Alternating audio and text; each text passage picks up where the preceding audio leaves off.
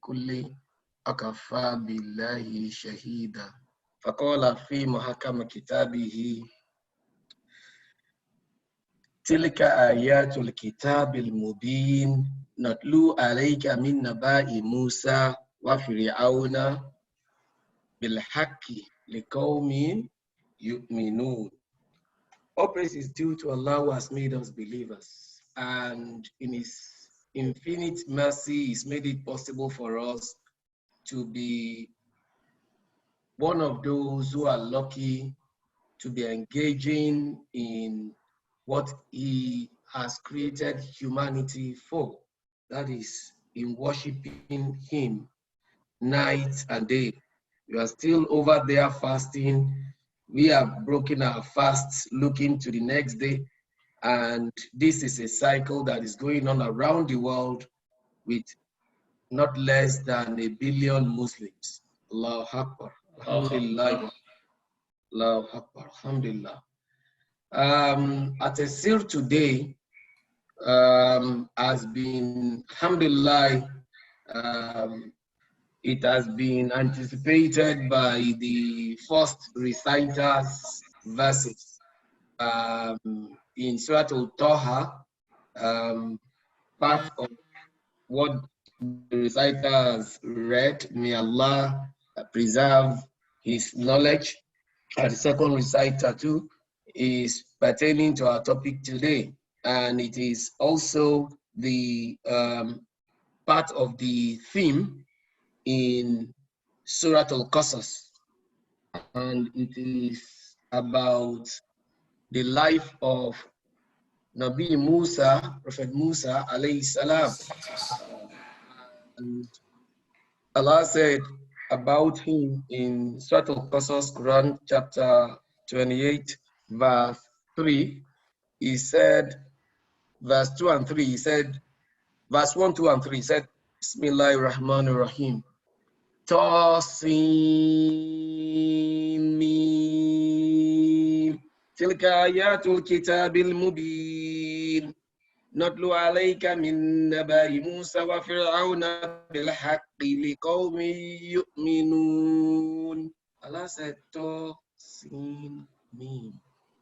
We don't know the meaning of these three letters as Allah has put them there. Only Allah knows. Tilka ayatul kitabil mubin. These are the verses of a book that is clear. Natlu alayka min naba'i Musa wa Fir'aun.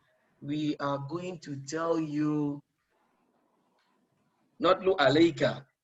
It is the Prophet Allah is facing and telling him, and through that is telling each one of us, I will narrate to you. Allahu Akbar. Allah said, I will narrate to you from the story, the news, the story, the life experience of Musa and Fir'aun.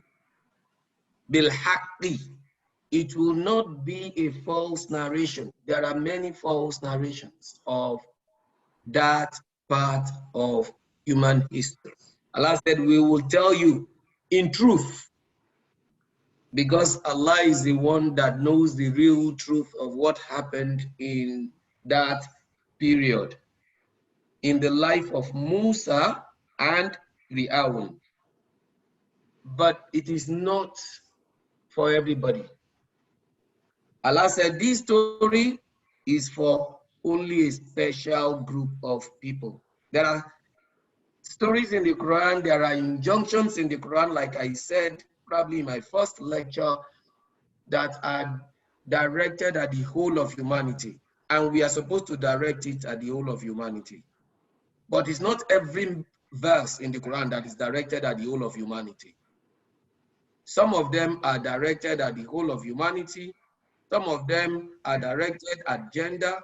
Some of them are directed at unbelievers. Some of them are directed at believers. Some of them are directed at the people of the book. Some of them are directed at idol worshippers. Some of them are directed at agnostics.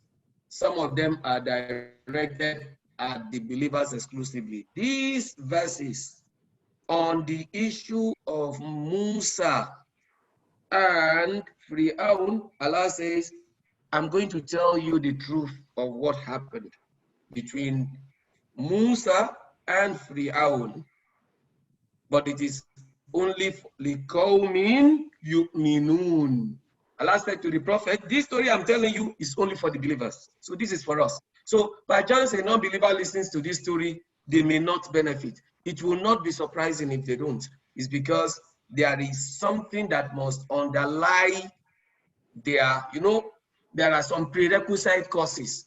When you do a course in university, sometimes they will tell you there are prerequisite courses. Some courses don't have prerequisites.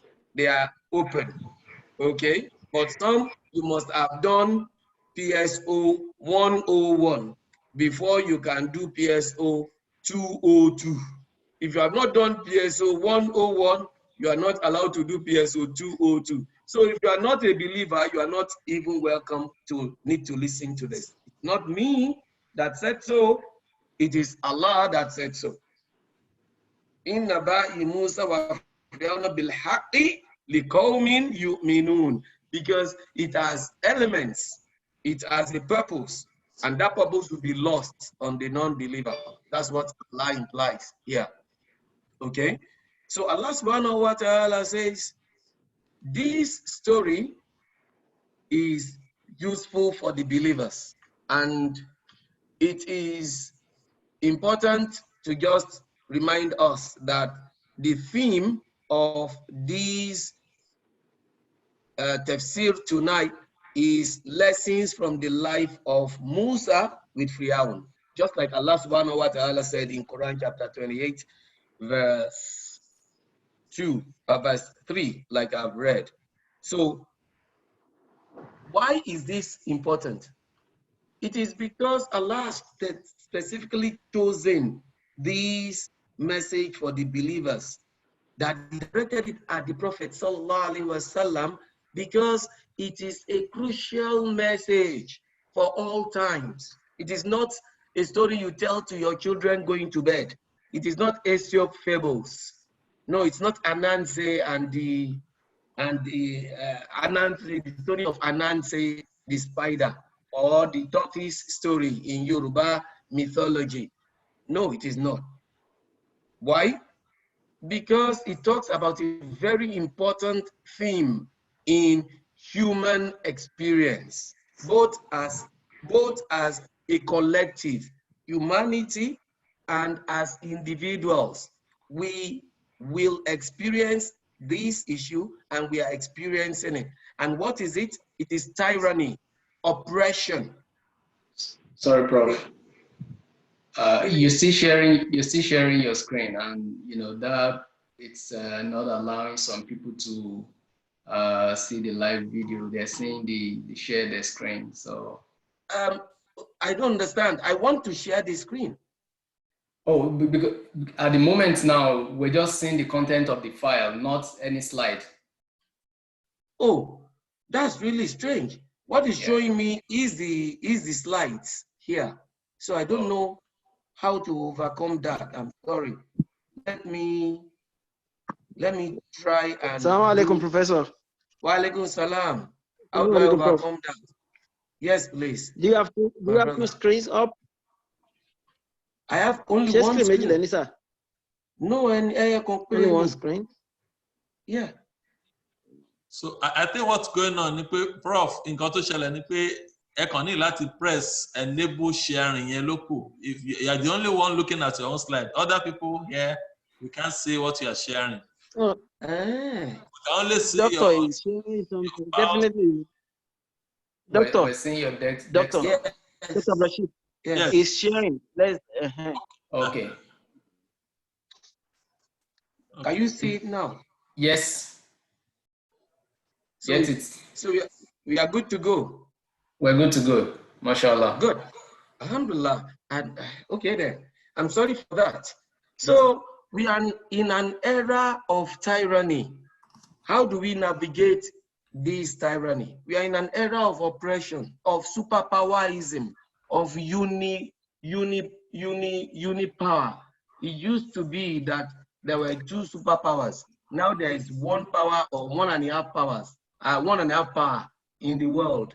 And when there is power in the hands of man, there is a tendency to oppress with it. You know, power corrupts, and absolute power corrupts absolutely. And as a result, it is very important. This is why Allah said to the Prophet sallallahu alaihi wasallam, I am going to narrate to you the story of Musa and Fir'aun.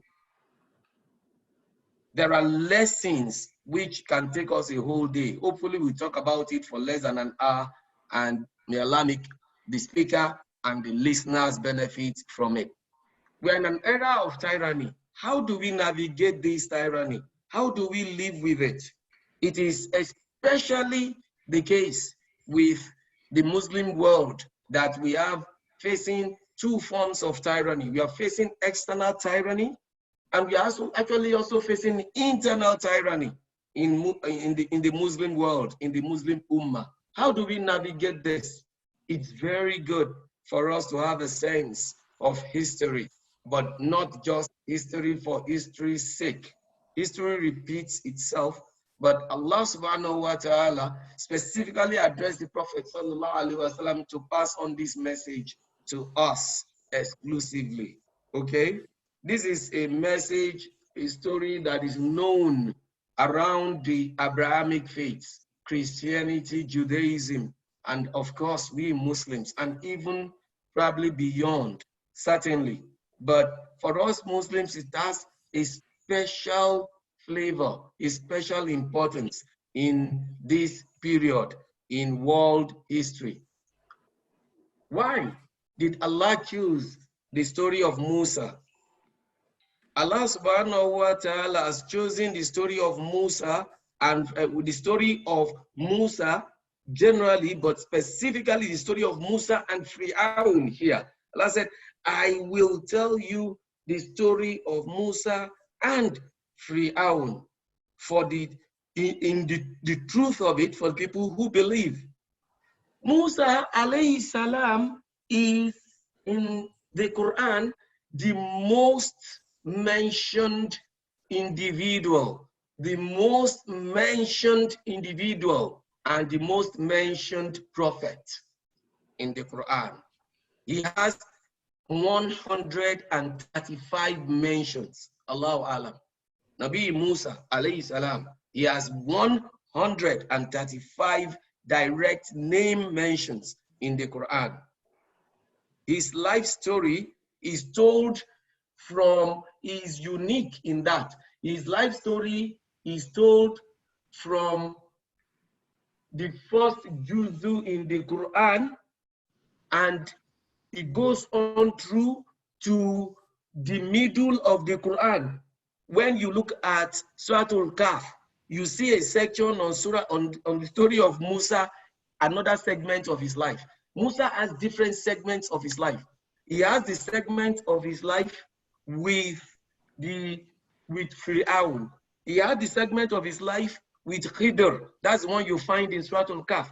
He has so many segments of his different aspects of his life with the Bani Israel, the children of Israel in Egypt, the children of Israel in the wilderness, and on like that. The story of Musa, he has a segment of when he went to Madian and was with, as some people say, Prophet Shu'aib alayhi salam. He has that story of his life also with his family on his way back. He has the story of his life with the children of Israel when they believe, the children of Israel when they were disbelieving, the children of Israel when they were in the wilderness, and so on and forth. But the one we are concerned about only, we will skip, and only just talk about this is the one Allah mentioned here in Surah Al-Qasas. I'm going to narrate to you the story of Musa in truth for the believers. His life story from birth to almost his last days are covered in the Quran. But we are not going to tell all of that life story, only as it relates to him and Fir'aun. This is what we are going to be concerned about. And why is this important? Like I said, we are facing oppression today. Our sisters are being oppressed. The brothers are being oppressed. Muslims are actually oppressing each other in Muslim lands. Muslims are being oppressed by non-Muslims in Muslim lands. Muslims are being oppressed in majority Muslim countries. Muslims are being oppressed in minority Muslim countries. All over the world, the oppression is real. How do we understand it? How do we navigate it? What does it mean? Allah chose this part of Musa's life to make us understand how to navigate tyranny, how to deal with oppression, how to understand oppression, and how to overcome oppression. So that we don't despair, we don't lose hope. Allah subhanahu wa ta'ala chose Fir'aun specifically as a pointer. Why? You see, Allah said in the Quran, he has mentioned many tyrants, many tyrants. Ibrahim alayhi salam, he faced a tyrant. Namrud, he faced tyrants. Alayhi salam, he faced tyrants. Some other people were tyrants in the Quran that Allah talked about. The Ad, the Thamuda, they had tyrants. They were tyrants.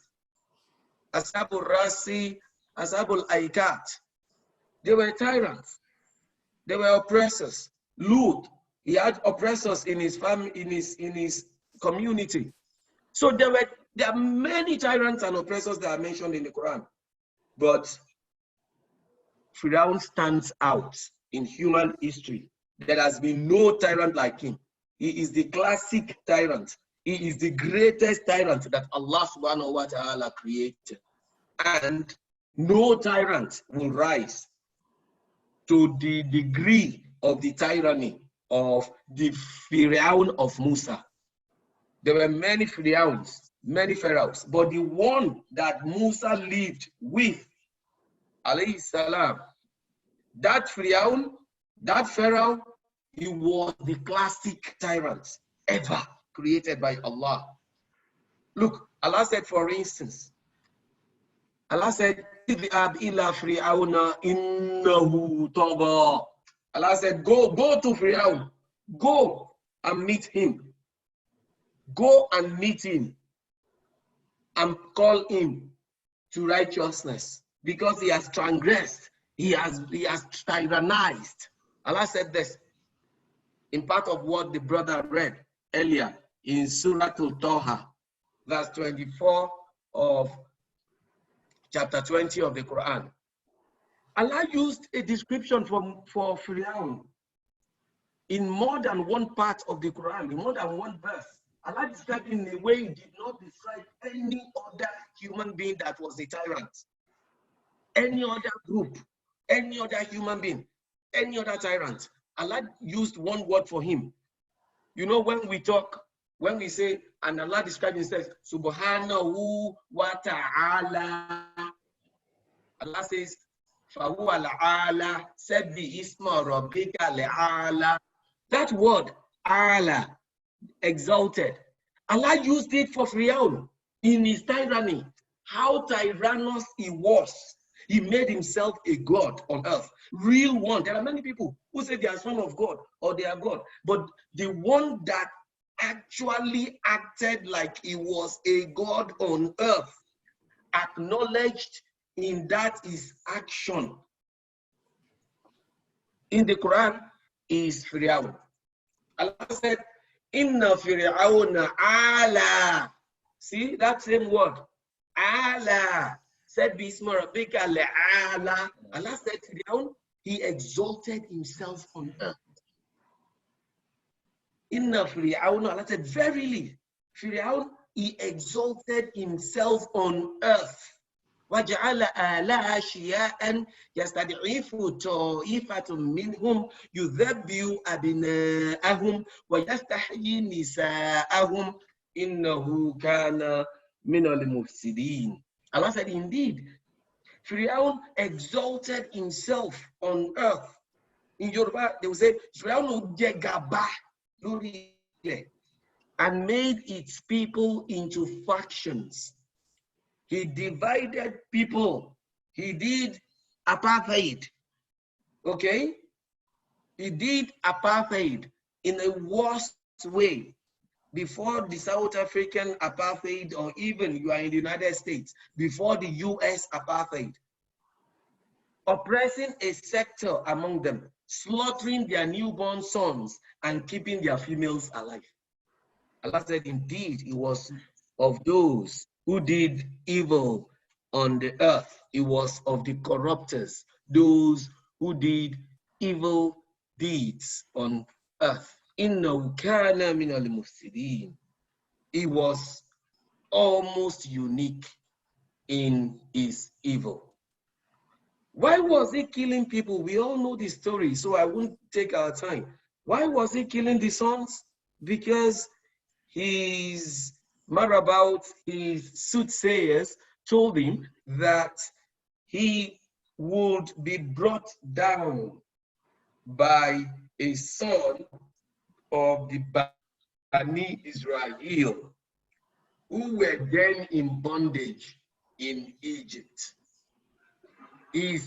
Because of this, he passed a decree that on alternate years, which he was foretold by his soothsayers, they should slaughter all newborn male babies of the Bani Israel, because it was being forecasted that it is from that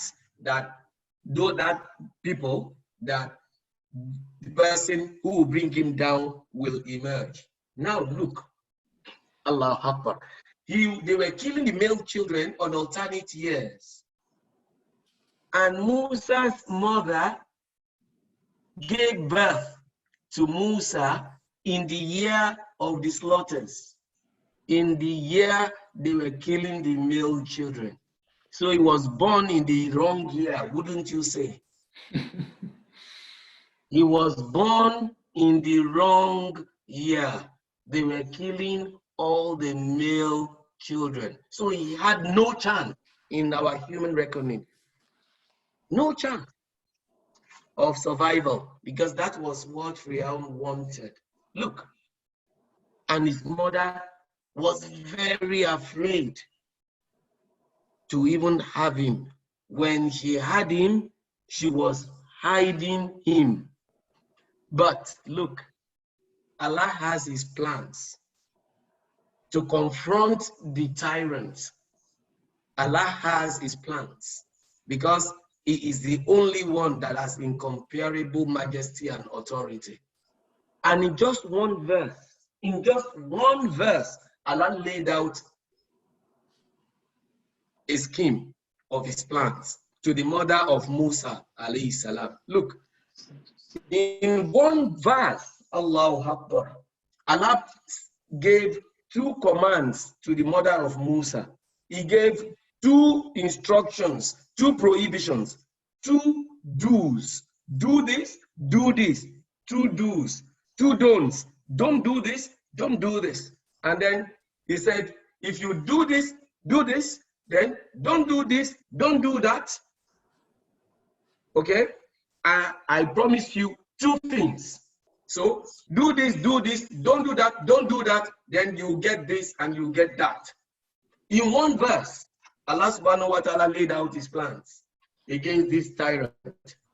And he laid out the plans to the mother of Musa.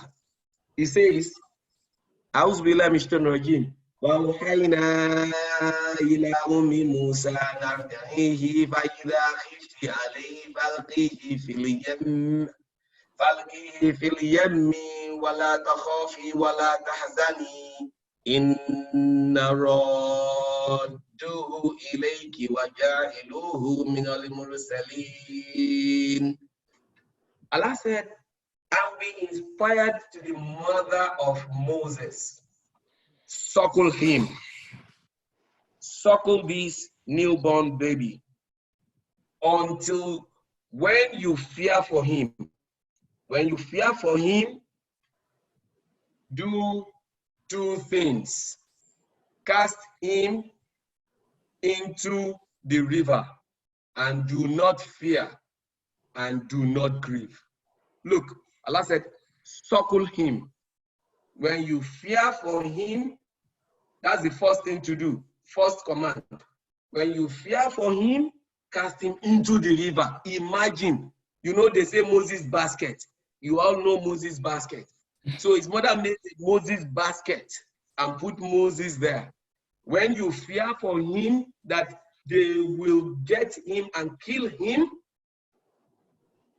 put him in a basket and put him in the river. Look at this. They may come and kill him.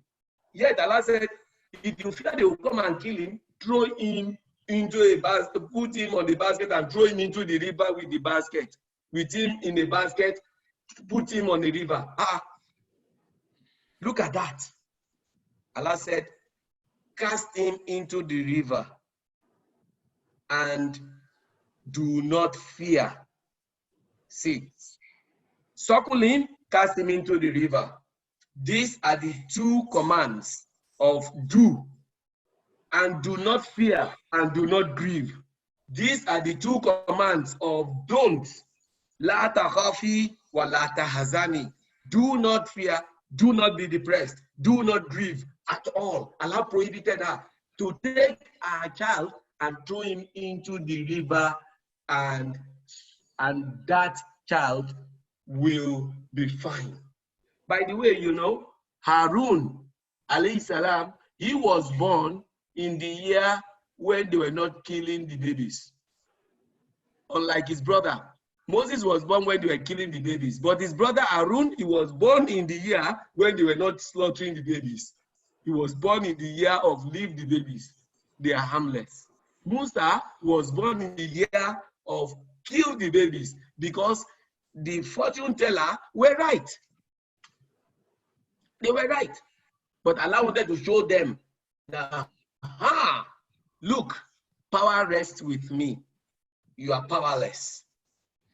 After these two instructions, Allah said, Inna radduhu ilayk, I will bring him back to you. We will return him to you. Allah said to Musa's mother, put him into the river. I will bring him back to you. I gave him to you in the first place. I will preserve him and I will bring him back to you. Allahu Akbar. If you do what I've said, I will also make him a prophet. I would make him a messenger, more than a prophet. I will make him a messenger. Allahu Akbar. I will make him my messenger that will bring the message to people. Look at it. Look at this. Look at Allah's plan. What did Musa's mom do? What did she do? If you are in a position, a father, a mom, you are told between frying pan and fire, you are holding him, they will come and kill him. Instead of that, go and throw him into a river. Will he not die in the river in a Moses basket? You see. But what did the mother do? She's a believer. Don't forget, the children of Israel then were believers being oppressed by unbelievers. Fast forward to our generation, fast forward to our age, fast forward to 2020. So it's not new that believers are in a subdued position under unbelievers who are oppressing them at work, as an individual, as a group, as people. It is not new that believers were subjugated. The believers at that time were the Bani Israel. These are the children of the 12. These are the children of the 12 children. These are the offspring of the 12 children of Yaqub. Yaqub, the grandchild of Ibrahim alayhi salam. Remember, Bani Israel, I said it once before, I mean, to remind us, just means the children of Yaqub. Yaqub is Israel. Yaqub is Israel. Allah called him Israel in the Quran. This is the son of Isaac. This is the son of Isaac, the son of Ibrahim, alayhi salam. So these are the great grandchildren of Ibrahim. They are believers, alayhi salam, from one of his sons. Okay? His mother believed Allah. She's already a believer. Look, she obeyed Allah's command with absolute trust and reliance. And that is the message for us. We must obey Allah with utmost trust and reliance. He says we should pay zakah, pay zakah. He says that zakah will increase your wealth. It will increase your wealth. Look at the logic. You are removing money. And Allah says, what you are removing is going to increase. It is not removal at all. It's going to increase it. But in your own calculation, 2.5% of $1 million is no longer $1 million. Right. Allah said, no, it is more than, it's going to be more than $1 million. But in your own human calculation, it is 97.5% that is left. You see. But Allah says it is more than 100% that will be left. Musa's mother believed Allah. She had absolute trust in Allah in these dire circumstances. And what happened? What happens? فَالْتَقَطَهُ آلُ فِرْعَوْنَ لِيَكُونَ لَهُمْ عَدُوًّا وَحَزَنًا إِنَّ فِرْعَوْنَ وَهَامَانَ وَجُنُودَهُمَا كَانُوا خَاطِئِينَ. Look, the same people she was fearing would come to grab him from her and kill him. Allah said, like Yoruba people used to say, throw him to the lions. Let's see. Allah actually threw him to the lion. First into the water, and then what? Into the hands, very hands of those who don't want him alive. Look, it beats human imagination. If he's not killed, if he doesn't drown, surely, the river is an open place. Surely he will be picked up and slaughtered by one of the soldiers, by one of the informants who will tell the soldiers, and the soldiers will come and kill him. Allah did not need that. Allah cut off any intermediation. Right?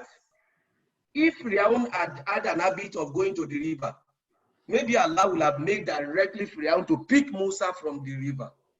But the next person closest to him, the only person who can prevail on him, if Firaun went, maybe he will kill him himself. But, and mind you, be clear about this. You cannot mistake a child of the Bani Israel then from being an Egyptian baby. You will know it was clear. It was either some were lighter and the other tribe were darker people. Perhaps the Egyptians, as we know them historically, they are dark-skinned people. And the Bani Israel, because they come from the Middle East, from Palestine, they were fairer. So it was clear. Oyinbo ni wọ́n in quotes. Compared to Inyodudu, they were fairer complexion, more Caucasian-looking people than they were black, dark-skinned, brown-skinned people that virtually all of us listening on may be. So it was clear. But look, who picked it up? Firaun. Allah said, "Faltaqahu alu Firaun." In many parts of the Quran, Allah uses the word alu, people, family, yet is referring to the wife. In many parts of the Quran, when Allah wants to refer to the mother of the home, the wife, Allah used the word plural, people, because of the respect and honor that Allah has imbibed or imbued in women, not the abuse that they are subjected to today in the name of anything. Allah said, "Fataqahu alu Fir'aun," and the family of Fir'aun picked him up out of the river. Allah said, when they picked him up, they don't know. But who was it they picked him up? It is the wife of Fir'aun and her party. Allah said, "Liyakuna lahum aduwan wa hazana," for him to be an enemy for them. They picked him up not knowing that he will become an enemy and a cause of grief for them. The downfall of Fir'aun. Wa hazana. Allah said, "Inna Fir'aun," verily Fir'aun, wa Haman, and his chief minister Haman, wa junudahuma, and their soldiers, kanu khati'in, they were wrongdoers. Allah said this. Look, what are the chances? Somebody that is being looked for in order to be killed, that is supposed to be in hiding, is brought right to the palace of the person who wants him dead. But look, وَقَالَتِ امْرَأَةُ فِرْعَوْنَ قُرَّةُ عَيْنٍ لِي وَلَكَ. When the wife of Fir'aun saw him and presented him to Fir'aun, what did she say? She said, "He's going to be a comfort of the eye for me and you." She was barren. Fir'aun had no child. By Allah's design, she was barren. Fir'aun had no child. If she wasn't, she probably will have no use for him. But this is what is Qadar, Allah's big plan, in which we are all sucked into, and you can't fight it. This is Allah's plan. We are just part of the jigsaw.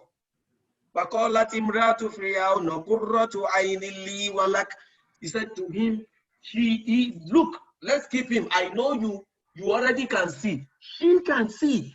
Even if they were going to adopt a child, for God's sake, how are they going to adopt a child in a year that is from the Bani Israel? Clearly, in a year when any male child is potentially, every male child is potentially the one that will bring Fir'aun down. And they can see. But you know, one of the things which is not in this surah but another part of the Quran, when Allah also talks about this, is that Allah said, we made it such that anybody that looked at Musa alayhi salam as a baby, he will fall in love with him.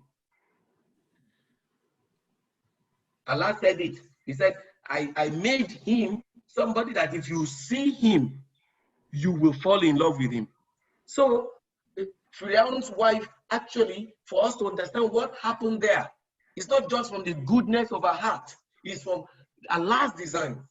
Anybody and everybody that saw him wanted him to be theirs.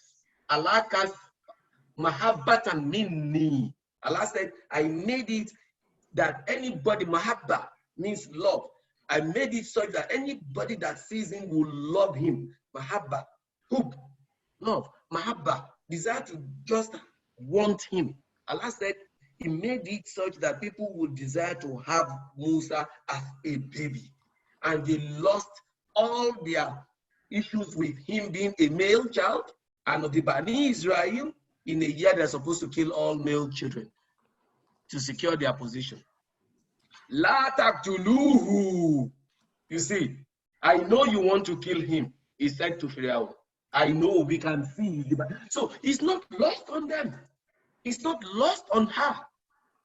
She can see it. And she used the word graphically. He said, La taqtuluhu.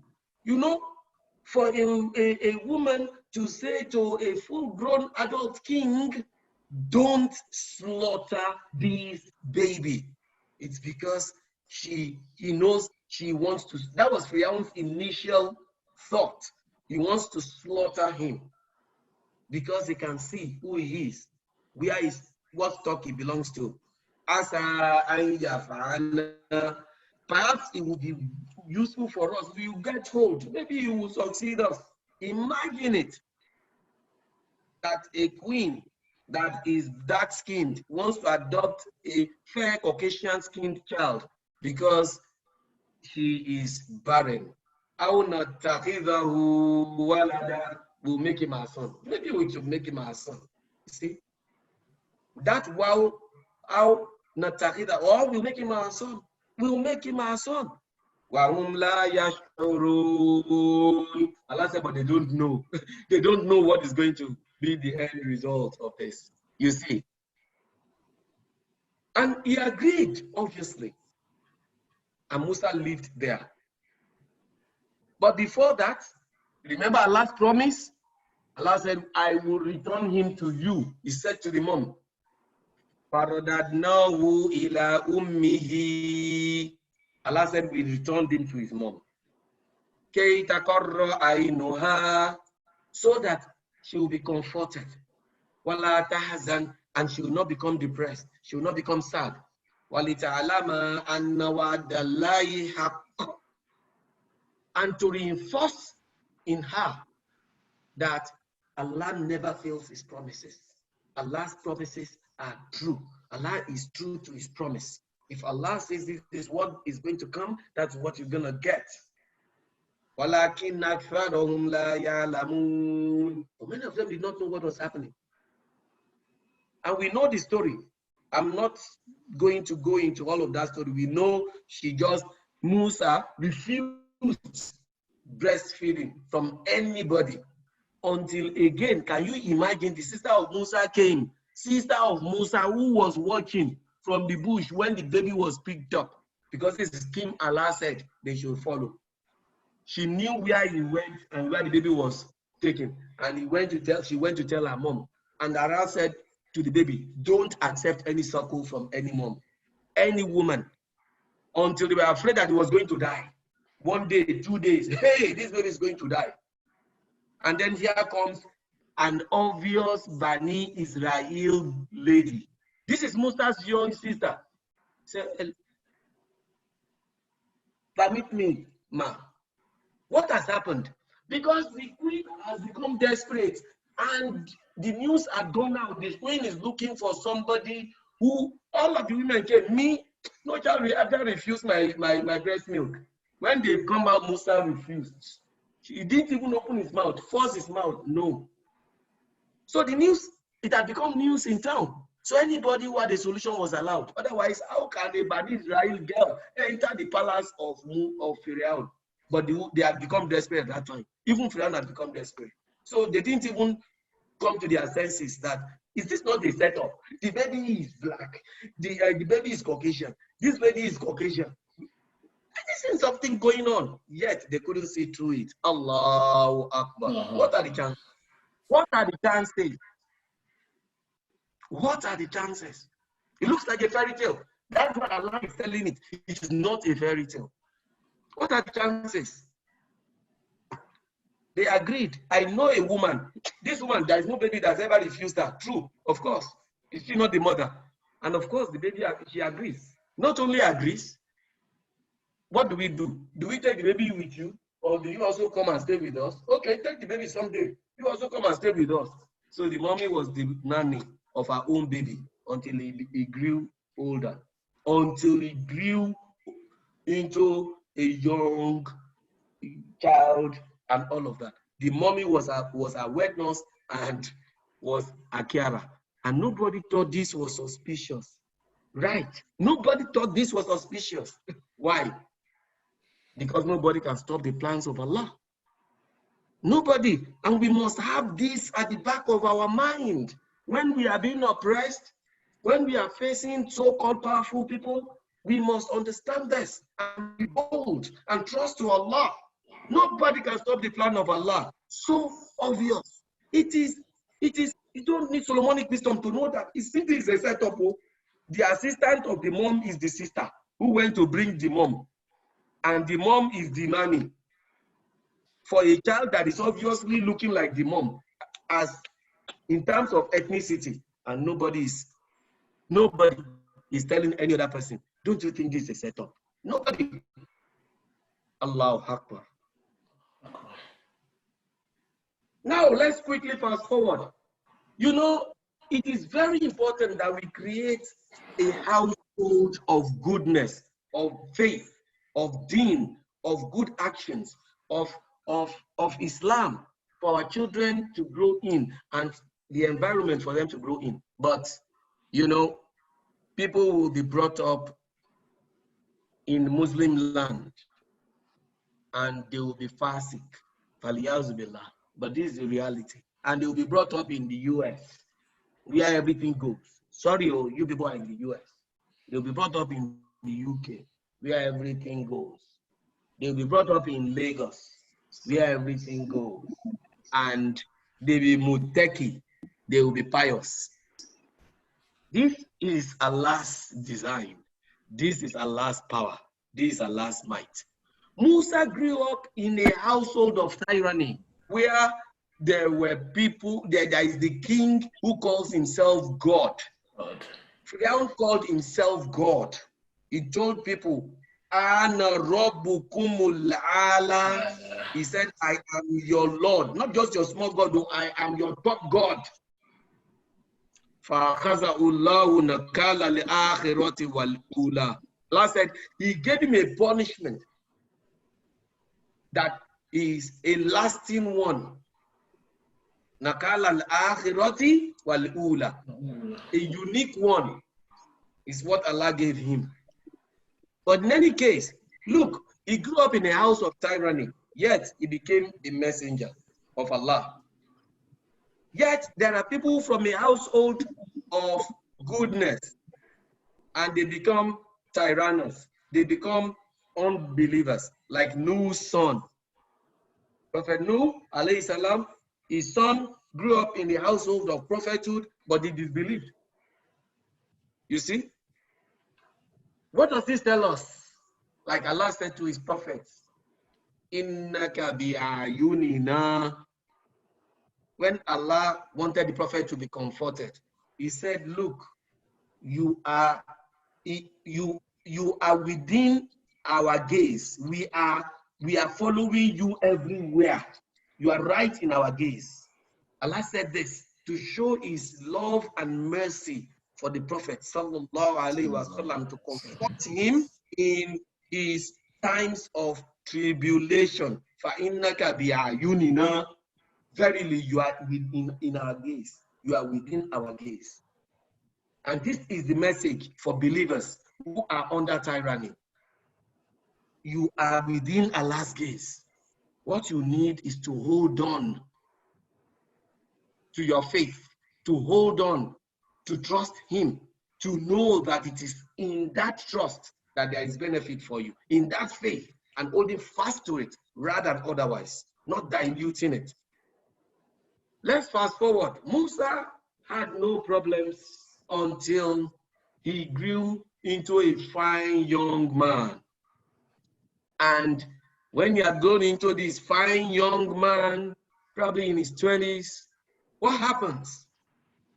One day, he's in the city. It's become obvious that this prince is not exactly of the same line as the Pharaoh. And you can imagine that some tension will have started growing. He could see that the people he belonged to were being made slaves, and we are being oppressed, and we are being maltreated.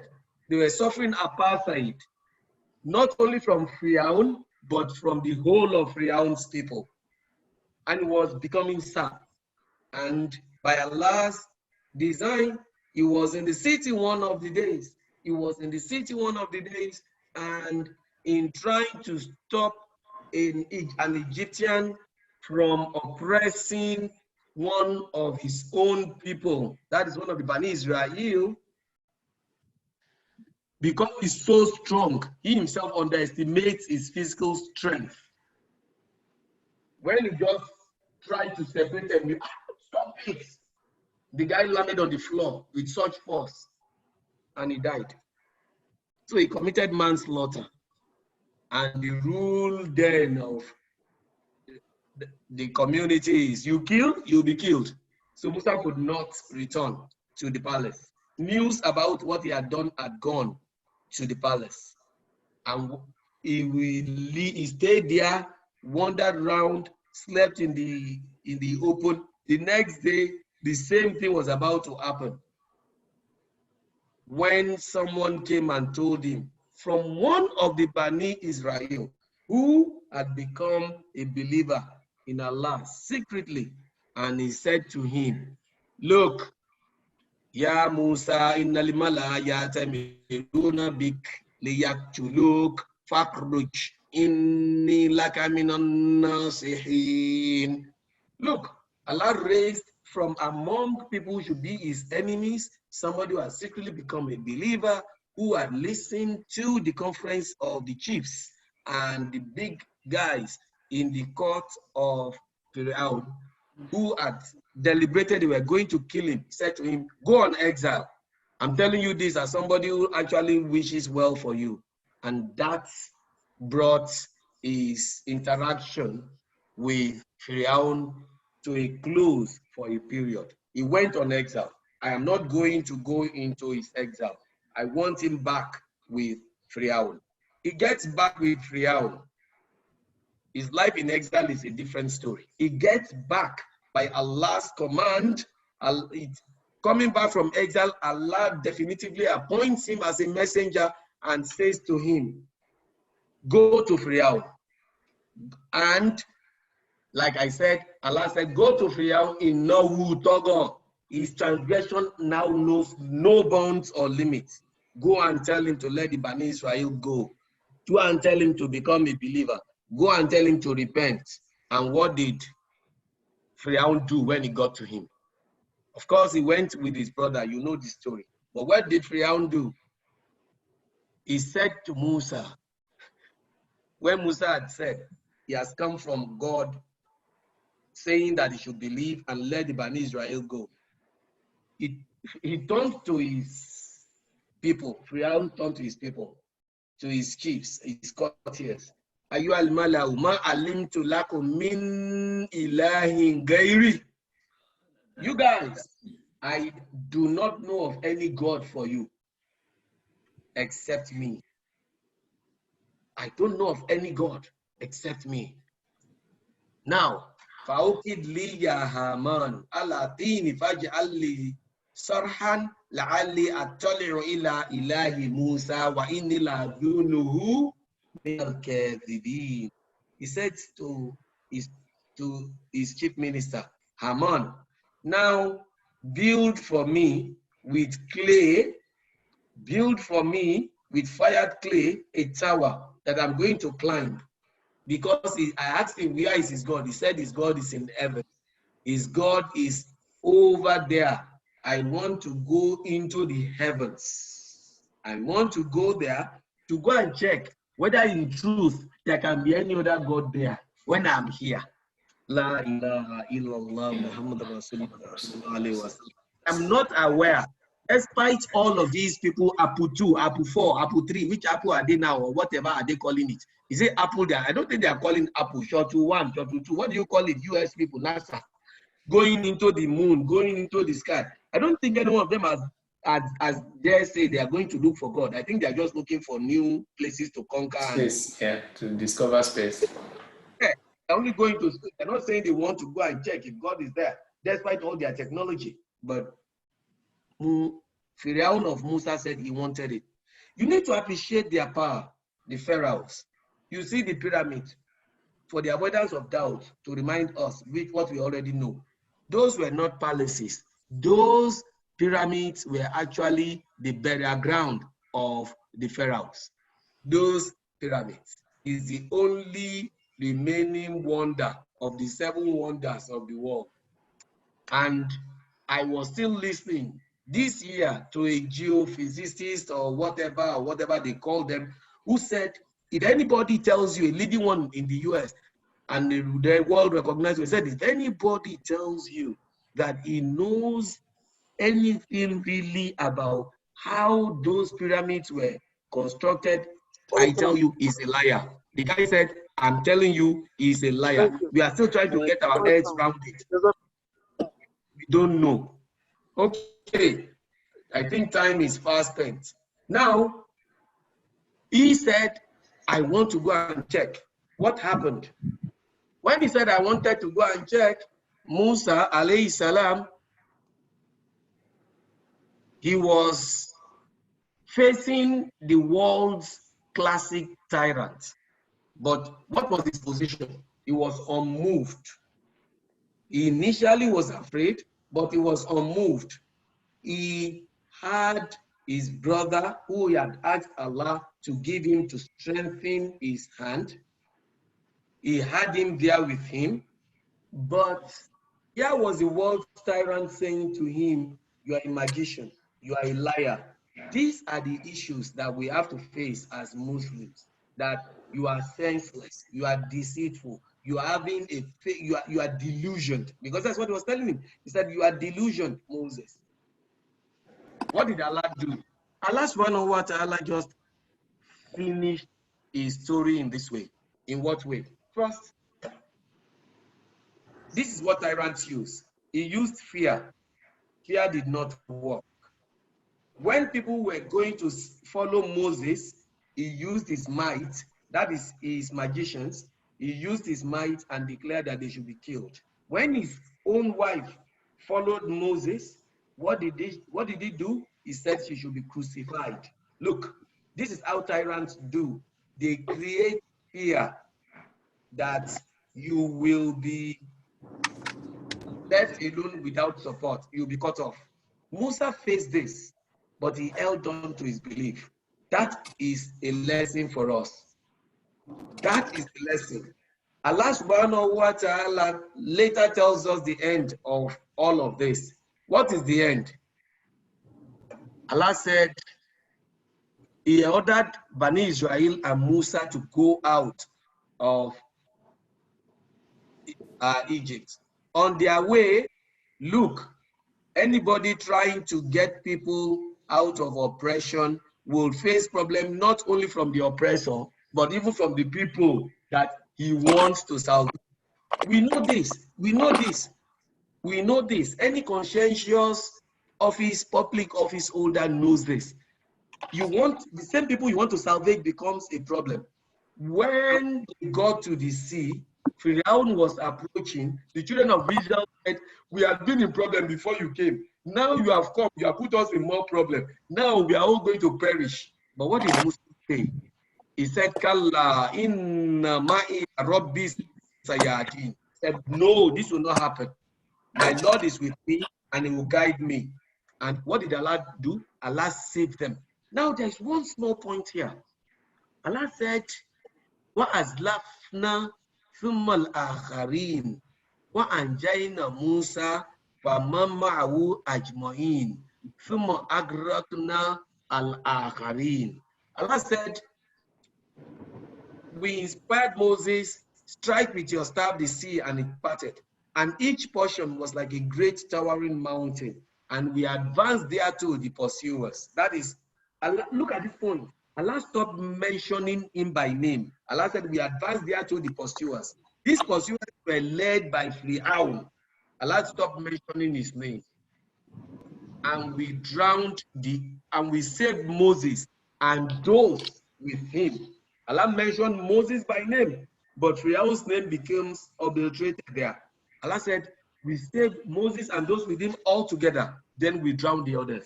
The others are led by Pharaoh. This is what Allah does.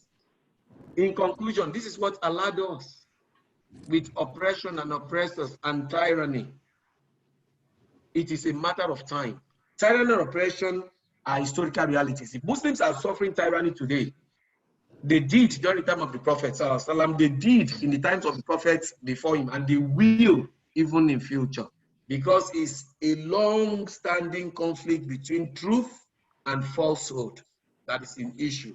Tyranny and oppression can take a huge toll on people and communities, as it's taking on us as believers today. Muslims everywhere are facing tyranny, but eventually it will be defeated. Our duty is to hold on to our faith. No matter the might and power of the tyrants that are now in the world and will come, they will not be as tyrannous, as mighty, as powerful as Pharaoh. Yet they will also fall like Pharaoh fell. Why? Because the help of Allah is near to the believers. And this tyranny is like burning, burning gold in fire. It is what we are going to extract it only better. Allah's plans for his slaves will always be established.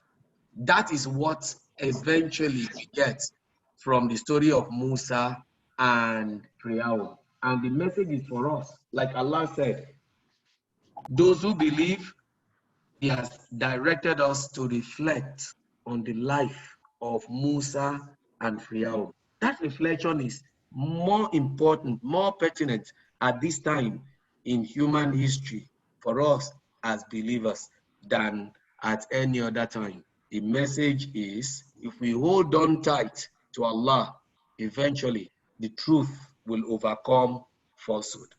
أقول قولي هذا واستغفر الله لي ولكم سائر المسلمين من كل ذنب نستغفره إنه كان غفورا رحيما. سبحانك اللهم وبحمدك أشهد أن لا إله إلا أنت أستغفرك وأتوب إليك. السلام عليكم. وعليكم السلام ورحمة الله وبركاته. جزاكم الله خيرا. I must say this is a truly different dimension, a truly different perspective of looking of understanding the story of Musa and Pharaoh. Like you said at the beginning of the lecture, it's not new. We've all heard the story.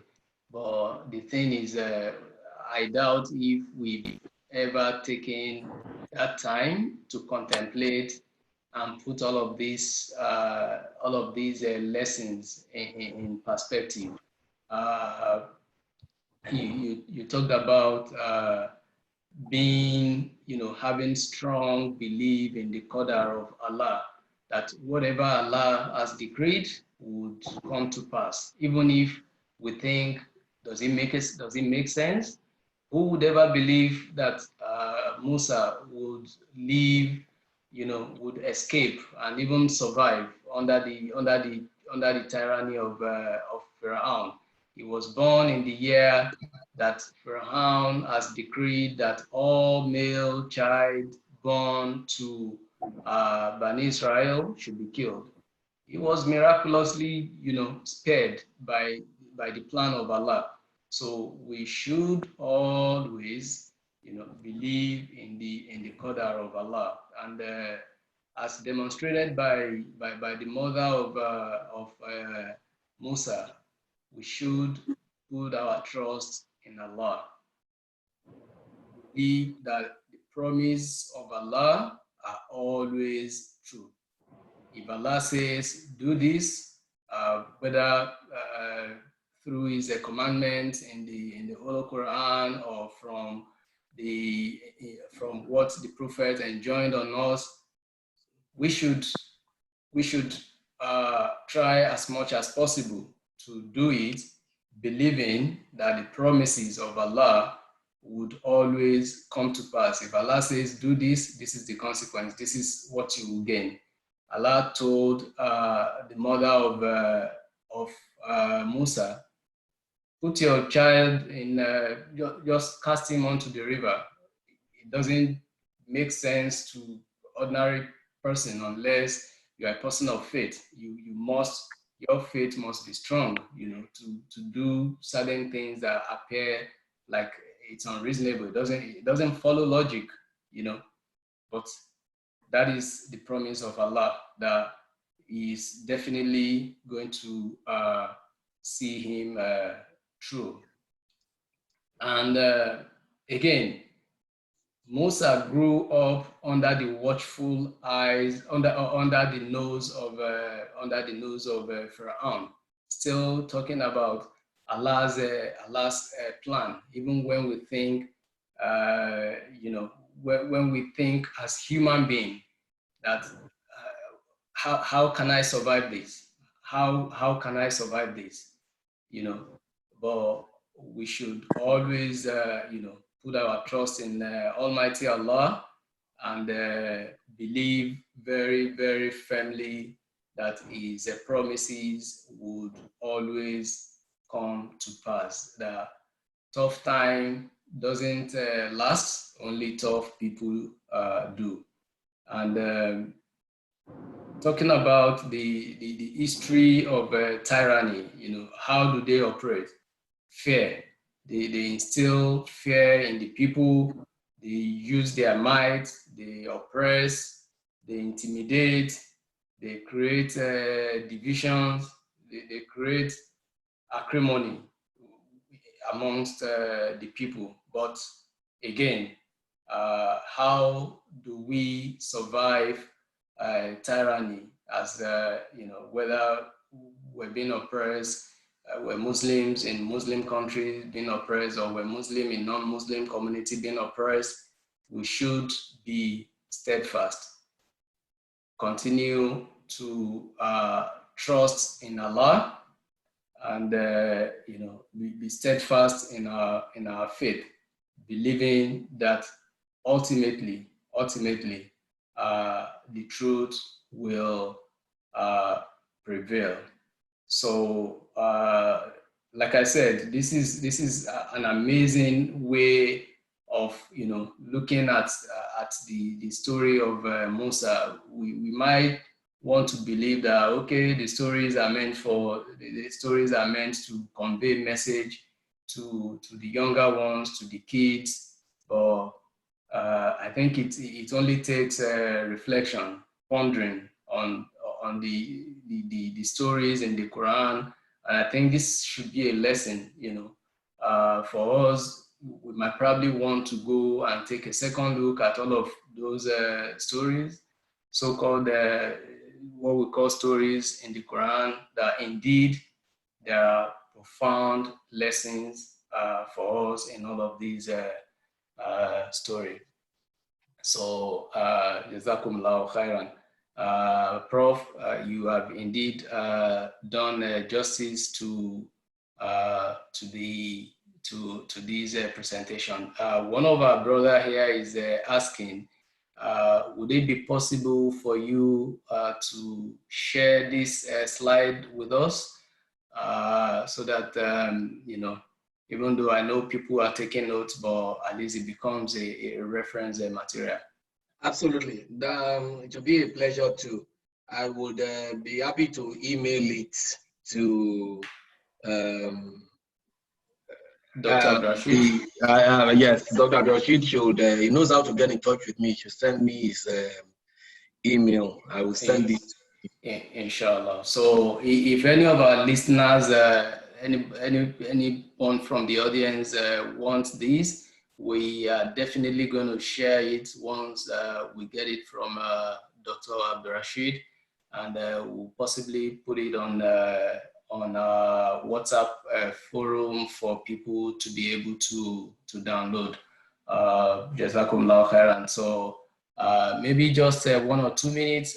Is there any question? Would anybody? There is no question in the chat box. So if anybody wants to ask a question, we can probably take 1 or 2 by unmuting the person. So if anybody has a question, please use the raise your hand button so that we can unmute you to be able to ask your question directly. Otherwise, I don't know if our Imam is in the house. Brother Shakir, is Imam around? So we call on the Imam to, as usual. Huh? I'm checking to see if the Imam is around. Okay. Yeah, he's there. Yeah, Imam. Assalamu alaikum. This is a period of prayer, and I don't think we can ever have enough of prayer. We can never have enough of invocation at these very last days of Ramadan. We've been challenged, we've been blessed, alhamdulillah.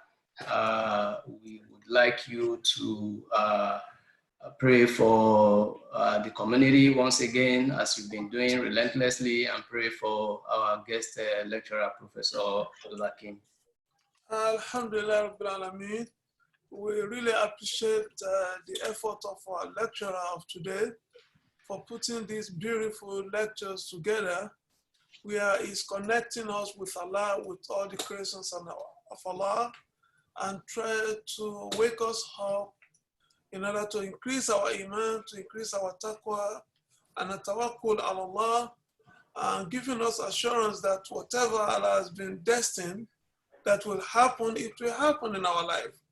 We really appreciate this lecture, and we thank Allah for our professor for the blessings of Allah subhanahu wa ta'ala in putting all this knowledge together. We pray to Allah to increase your knowledge. We pray to Allah to give you long life. We pray to Allah to increase you in all the blessings, whatever you are requesting for you, for yourself and your family. We pray to Allah to provide it, to answer your prayers. As we are praying to Allah to answer all our prayers too, as we've been fasting, expecting the blessings and the bounties of Allah, we pray to Allah to answer all our prayers and to provide for all our needs. اللهم إنا نسألك أن توفقنا في أمورنا كلها برحمتك يا أرحم الراحمين. اللهم إنا نسألك أن توفقنا في أمورنا كلها برحمتك يا أرحم الراحمين. اللهم إنا نسألك وأنا نشهد بأنك أنت الله الذي لا إله إلا أنت الأحد الصمد الذي لم يلد ولم يولد ولم يكن له كفوا أحد.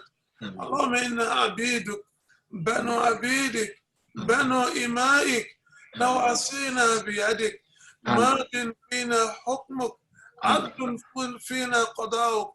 اللهم إنا نسألك بكل اسم هو لك سميت به نفسك أو أنزلته في كتابك أو علمته أحدا من خلقك أو استأثرت به في علم الغيب عندك أن تجعل القرآن العظيم ربيع قلوبنا ونور صدورنا وجلاء أحزاننا وذهاب همومنا وغمومنا وسائقنا إلى جناتك جنات النعيم برحمتك يا أرحم الراحمين. اللهم يا فارج الهم ويا كاشف الغم ويا مجيب دعوة المضطرين ويا رحمن الدنيا والآخرة ورحيم أمة، نسألك أن ترحمنا رحمة واسعة تغنينا بها عن رحمة من سواك. نسألك أن ترحمنا رحمة واسعة تغنينا بها عن رحمة من سواك. نسألك أن ترحمنا رحمة واسعة تغنينا بها عن رحمة من سواك. ربنا رحمتك نرجو فلا تكلنا إلى أنفسنا طرفة عين وأصلح لنا شأننا كلها برحمتك يا أرحم الراحمين. ربنا آتنا في الدنيا حسنة وفي الآخرة حسنة وقنا عذاب النار. وصلى الله على سيدنا محمد وعلى آله وأصحابه وسلم. سبحان ربك رب العزة عما يصفون وسلام على المرسلين والحمد لله رب العالمين. Jazakumullah khairan. Jazakumullah khairan, Imam. Prof, if you want to go, I will gladly let you go. We do understand that the time is fast spent into the night. The day is still very young here. So yeah, it's not a problem. I'll be leaving now. I see, but before I just leave, I see Robbie's iPhone, and if that is Robbie Adeyemi, I don't know. Is Robbie Adeyemi? Please, let's take him. Hi, Daddy. Alhaji Robbie. Raja. Alhaji Sunday. Raja is unmuted. Hi, Daddy. Hi, Daddy. Alaikum salam wa rahmatullahi wa barakatuh. It's I. Hakeem, how are you and your family? Alhamdulillah, Rabbil Alameen. That is not answering you. I was driving, so in and out, I Go on. couldn't listen up to it. I was in and out. Alhamdulillah. Alhamdulillah. To bless you and your family. Jazakumullah khairan. Amin. Amin. Jazakumullah khairan. Inshallah. I'll get back to you, inshallah. Inshallah. For your wife, kids, and everything. Inshallah. Jazakumullah khairan. Assalamu alaikum wa rahmatullah. Before you go, the first day we had you, you were actually supposed to be introduced by Alhaji Rabiu. Yes.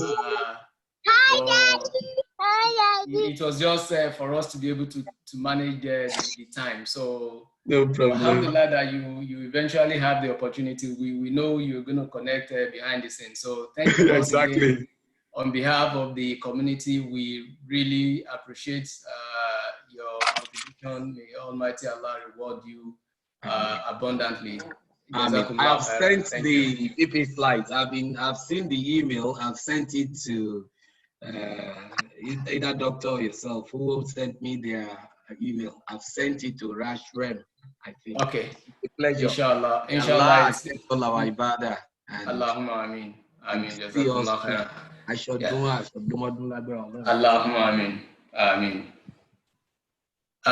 So at this point in time, I'm going to step aside for the chief host, our Kahoot manager. They're already, what he was behind me, shaking Jakuro Lori Agoni. Emma Jakuro, putting your mute to Brush Araf and Shakir not one. I'm salama sí tele salama sí wọn I show. Salam to the kids. Father, daddy. What get ṣé photo bomb le man pe? Wọ́n zoom bomb yín lọ́wọ́. Wọ́n zoom bomb ni o. Okay, so over to you, Dr. Abdulrasheed. Yeah, Brush Araf on the floor pẹ̀lú Brush Shakir, so somebody need time to bash Sheku, bóyá ti bá ní announcement, but okay. I should not be setting up Night of Power Challenge is going to be at 11 p.m. tomorrow for all those listening. That's another opportunity for you to accumulate points. It's at 11 p.m. tomorrow. Night of Power Challenge.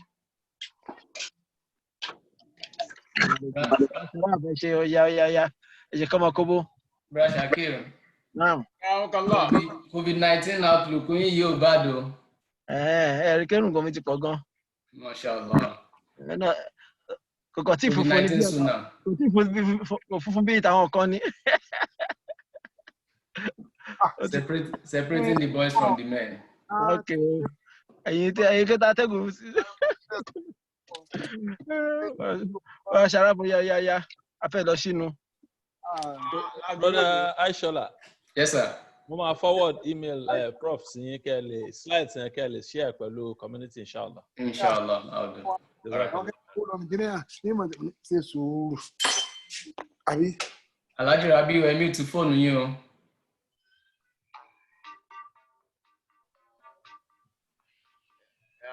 Assalamu alaikum wa rahmatullahi wa barakatuh. So, ẹ ṣeun o àti Abu Bilal àti brother Sakiru. Akiyo. Ẹ máa wájà lọ, mo ń compile dossier yín. Okay. Mo ń compile ẹ̀. Bẹ́ẹ̀ wá jẹ́ ìwé yín báyìí níbí ẹ̀ ní believe ẹ̀. All right. Kò sí wàhálà ẹ mọ̀ pé ní ọlọ́ṣẹ́ ọmọ Ìbàdàn lẹ́yìn náà a ní ará Ìbàdàn rádà. So you know pé a kì í ṣe ọmọ lọlé lọ mú èsì wá. Alhamdulillah Rabbil Alamin. So we thank Almighty Allah for bringing us together again. So we pray to Almighty Allah to continue to spare our lives. We pray to Almighty Allah to accept all these little ones that we are adding to our main Ramadan as an act of worship. Alhamdulillah, as I said, wow, it is the mercy of Allah. Wallahi. It's not by our might, it's not by our power, It is the mercy of Allah that we are able to fast almost 27 of Ramadan. So pray to Almighty Allah not to make it the last one for us. Okay, so I have the questions set up. I'm done. Yes, I'm done. So everything is ready. I have just 6 questions for today. So, and inshallah, we are going to be exploring mainly the masajid that we have, the special masajid. So let me share my screen so that you can see.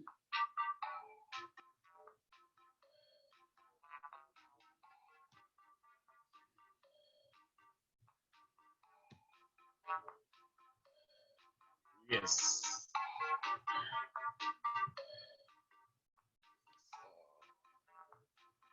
I believe everybody should be seeing my screen right now.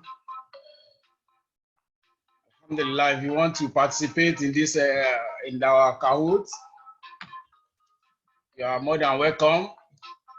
Please join.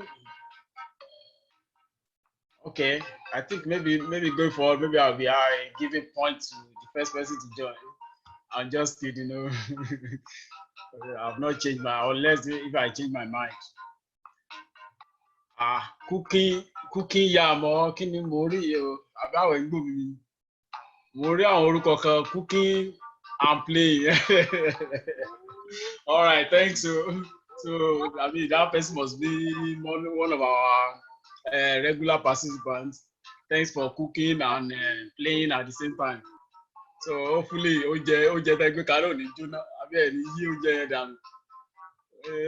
Because I know that it is fun for my family. Sometimes Aisha will be yelling at her sister. Iswa. Why? No, you got. Sometimes she will be scary. I think maybe one of these days I will share some of the videos with you. I secretly recorded them. I don't even know why I'm saying this because they are listening right now.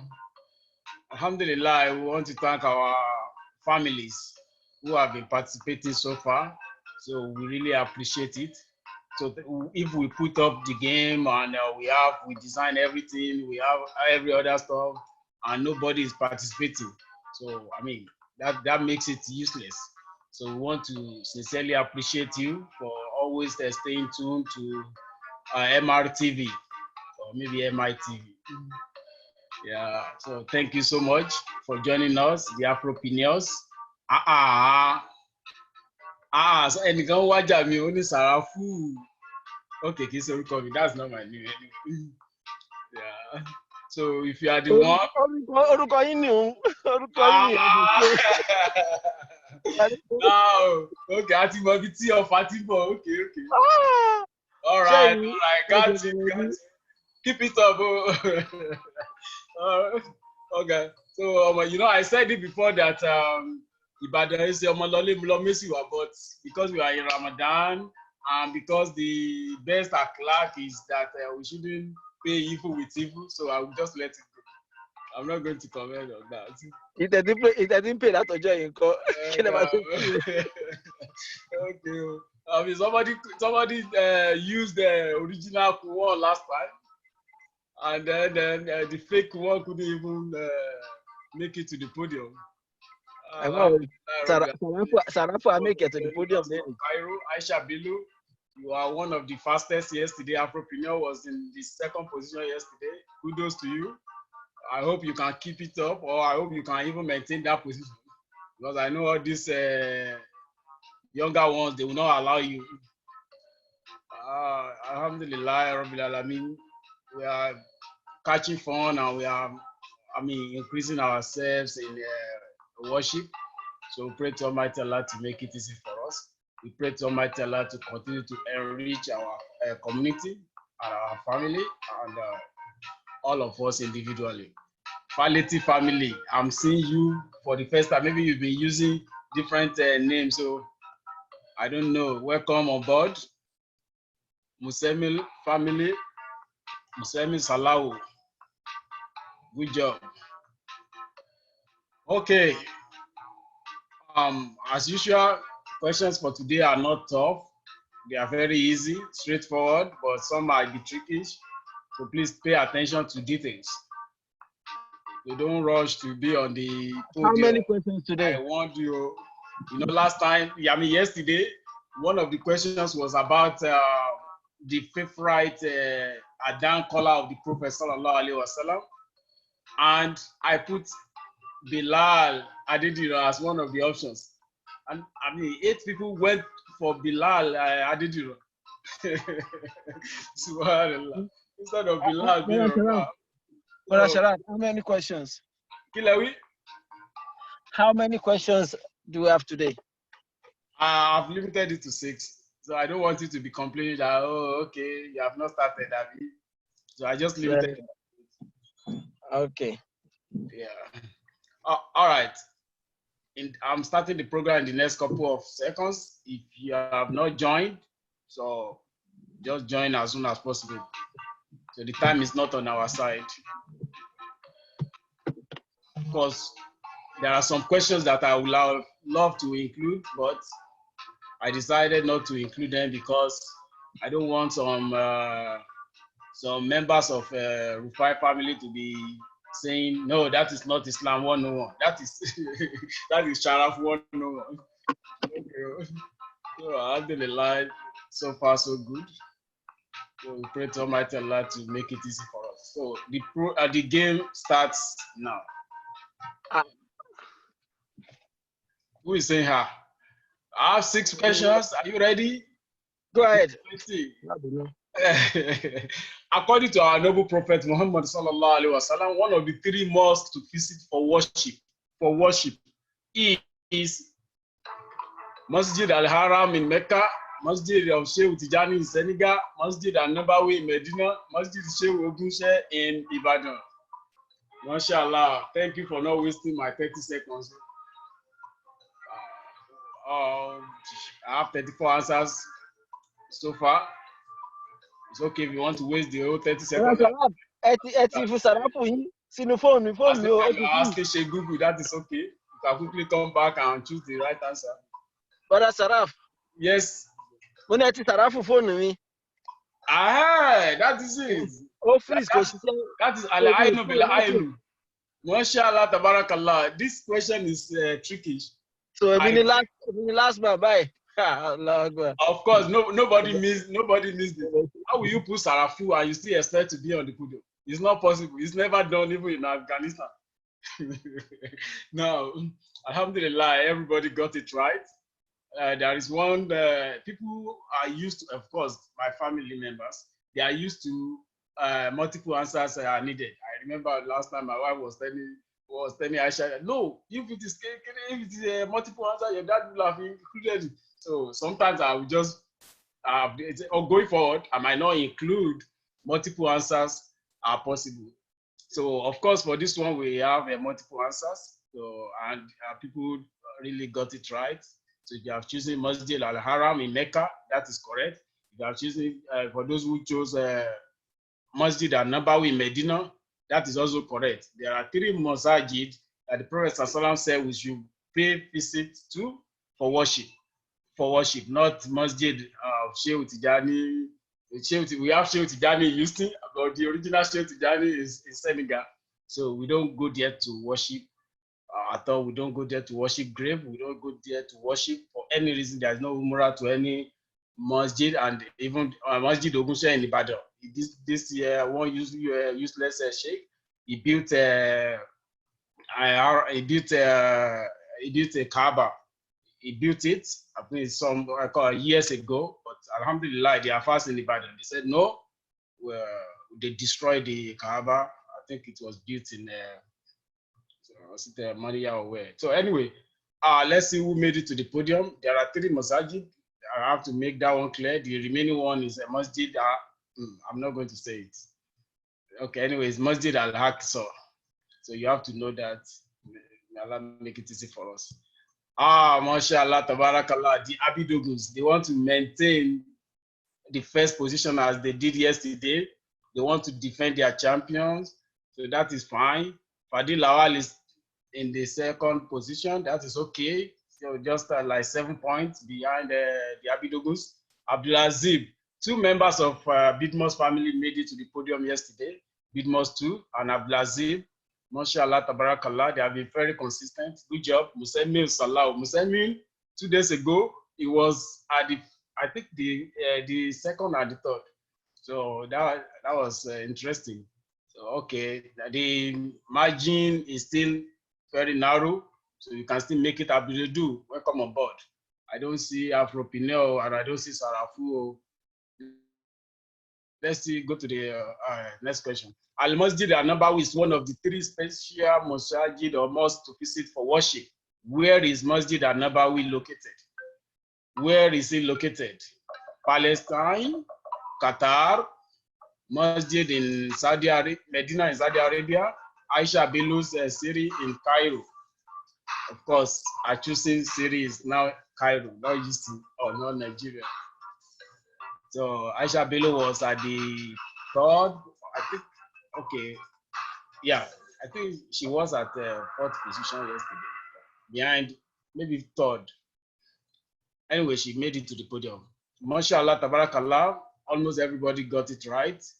The special mosque to visit for worship is either you visit Mecca, Masjid Haram in Mecca, Masjid Nabawi in Medina, or Masjid Al-Aqsa. So please let us know that. May Allah make it easy for us and accept all our acts of worship. So let's see who are still on the podium or who are overtaking those on the podium. Fadil Lawal, you got the question right, but you are not fast enough. Abdulaziz Bidmos, you know their own Wi-Fi or their own internet is superb. So because I could remember Brother Shakil was asking them what kind of internet are they using. So anyway, the Abidoguns, mashallah, Abidoguns and Abdulaziz Bidmos just 1 point apart, just 1 point. And from Abdulaziz and Fadil Lawal, just 2. 1 point also. So it's still very challenging. We have 4 more questions to go. Let's see if they can maintain these positions. Let's go to the next question. Yeah, according to Prophet Muhammad sallallahu alaihi wasallam, the special gate to enter paradise for those who fast is, if the Ola can miss this, in fact, I have to deduct some marks from their, some points from their overall score. If the Ola can miss this, now the remaining of their points will be distributed to all the participants. Whether you use Sarafu or you don't use Sarafu, now let's see.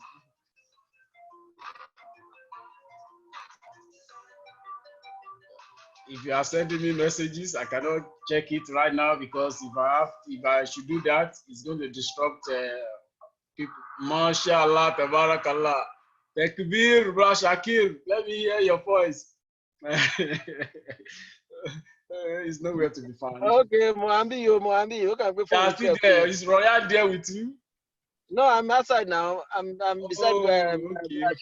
Yeah, Royan was one of the fastest, I think, a couple of weeks ago. Alhamdulillah. So it's called Royan. That's the special gate to enter paradise for those who fast. So we pray to Almighty Allah to make it easy for us to enter paradise and to be able to pass through that gate, that special gate for the fast.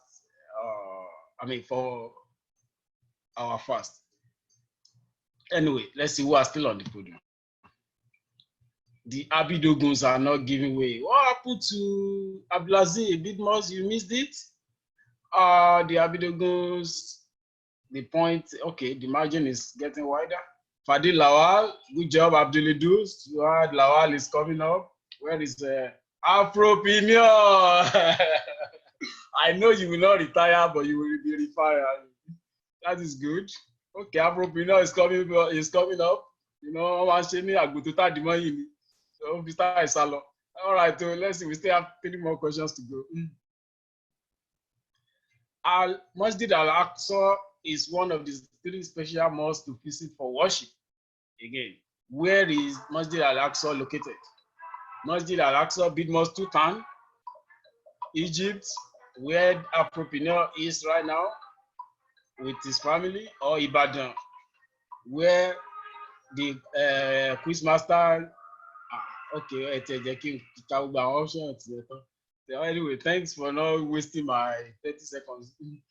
Mashallah, tabarakallah. Majority, of course, majority none. Majority carries the vote. Now, 5 participants missed it. How will you choose Egypt? No, not Egypt. And it can't be Ibadan now. Come on, Masjid Al-Aqsa in Ibadan? No. Masjid Al-Aqsa is in Jerusalem. So 31 people got it right. Let's see who are still on the podium or who are overtaking the people on the podium. Mashallah, tabarakallah. This is a tie again. This is a tie again. The Abidoguns and Fadil Lawal are tied. Now, according to Brother Shakir, so I think there had been this thing. No, Brother Shakir, I don't think you are correct. Yeah, the other day that you said it was in alphabetical order. So because F should have come before T. If my A is before F now. Okay. Anyway, well, they used the video goes on the podium before Fadil, right? Now I can see a message here. It says top round. 5 players lost their answer streak of 3. Sorry. Who are those players? Afropreneur still maintaining the 5th position. I think you know no man be.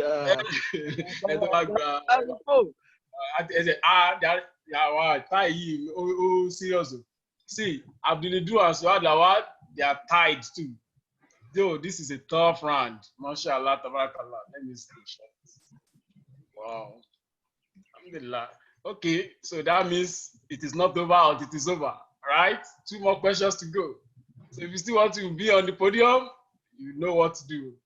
So if you are using Wi-Fi, change it to hotspot. Remember, the goal is not to be on the podium. The goal is to get all answers correctly. Hey, one prayer offered that Masjid Al-Haram in Mecca is 100,000 better than elsewhere, right? Where is Masjid Al-Haram? Is it Abdulaziz Bidmore City?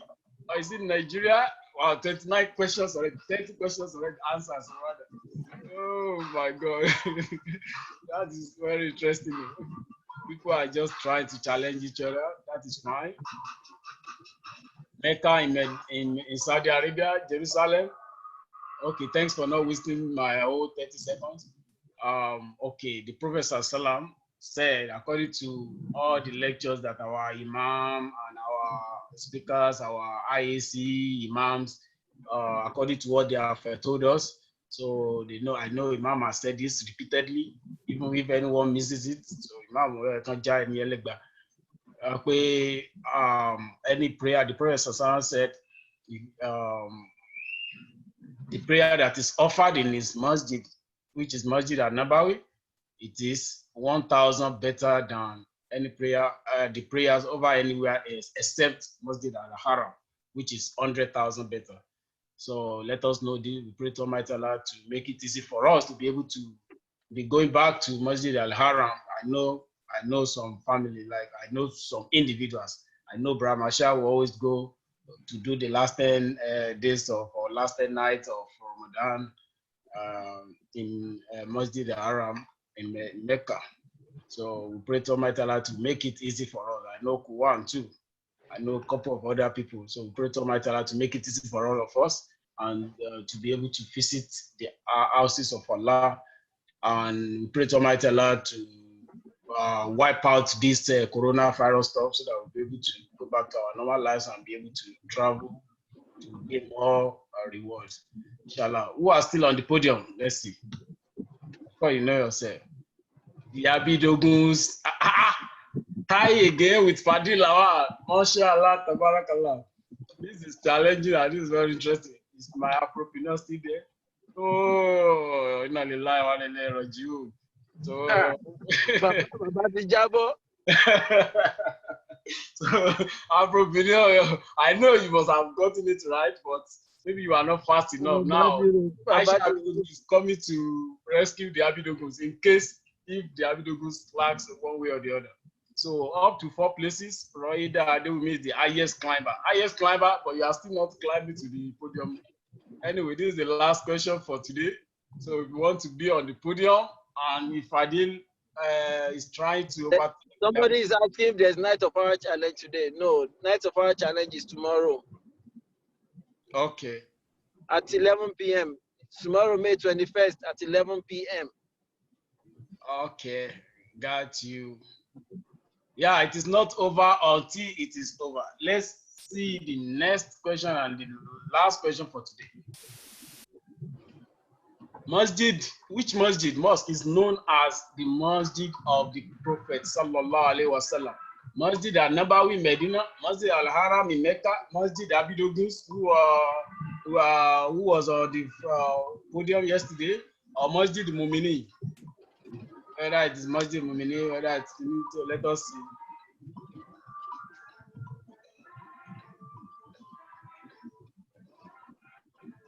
Don't waste my 30 seconds now. Come on. Who is asking Google? Okay, time is up.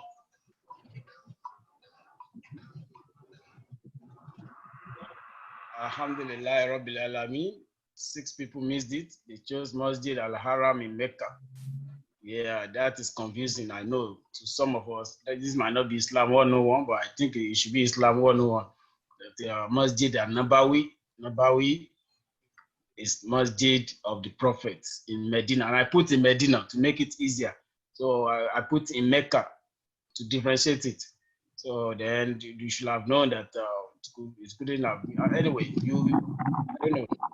But, the right answer is Masjid Nabawi in Medina. So you should have known yourself now if you made it to the podium or if you are the first or second or third or up to fifth. Let's see who made it to the podium. Third position goes to Suhad Lawal. Mashallah, tabarakallah. Suhad, Abidogun or Afropino? The Abidoguns again.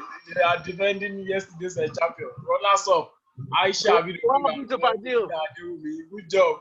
Afropino, what happened to your Wi-Fi? What happened to Fadil too? Where is Sarafu or Shakiru? It is Sarafu phone with me. Okay. Yeah, alhamdulillah for participating. So we pray to Almighty Allah to accept it from us as an act of worship. Okay, let me stop sharing my screen. I'm going to send all the results to Sister Rahma Adesina. Jazakumullah khairan. Assalamu alaikum wa rahmatullahi wa barakatuh. Over to you, the Sarafu of today.